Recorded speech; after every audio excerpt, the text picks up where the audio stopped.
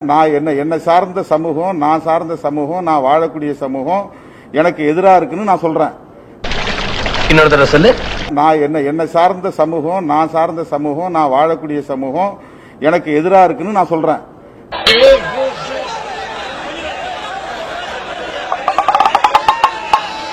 நீ ஏன் இன்னொரு சமூகத்தை பத்தி பேசலன்னு கேட்கறதுங்கிறது ரொம்ப ஃபூலிஷான கொஸ்டின். இது நான் கிறிஸ்தவன் இல்ல, நான் முஸ்லீம் இல்ல, நான் பார்சி இல்ல, நான் சீக்கியன் இல்ல.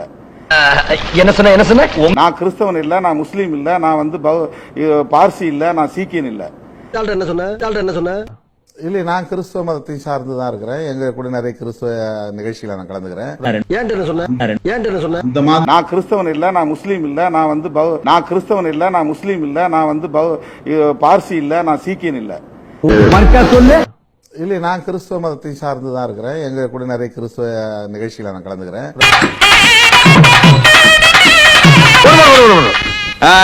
இன்னொரு தடவை சொல்லு. இல்ல, நான் கிறிஸ்தவ மதத்தை சார்ந்துதான் இருக்கிறேன். எங்க கூட நிறைய கிறிஸ்தவ நிகழ்ச்சிகளை நான் கலந்துக்கிறேன்.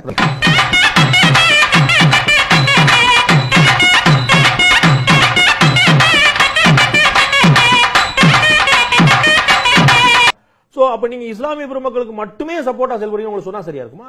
அதனால இஸ்லாத்துல என்ன இருக்கு, கிறிஸ்தவத்துல என்ன இருக்குன்னு என்கிட்ட கேட்க வேண்டாம். நான் இஸ்லாமியன் இல்ல, நான் கிறிஸ்தவன் இல்ல. அதனால இஸ்லாத்துல என்ன இருக்கு, கிறிஸ்தவத்துல என்ன இருக்குன்னு என்கிட்ட கேட்க வேண்டாம். நான் இஸ்லாமியன் இல்ல, நான் கிறிஸ்தவன் இல்ல.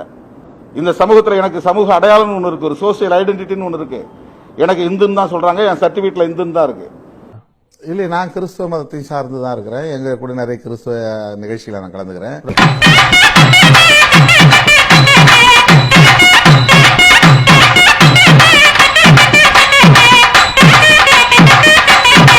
நேரடியா யாரும் கேள்வி எழுப்பு. இதுல எதுல உண்மை? ரெண்டும் உண்மைதானே.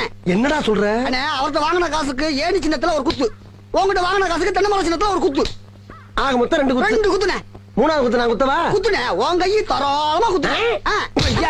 எல்லா கட்சிக்காரும் காசு வாங்குறது, எல்லா கட்சிகளையும் போறது. பகை இல்லாம போறீங்க.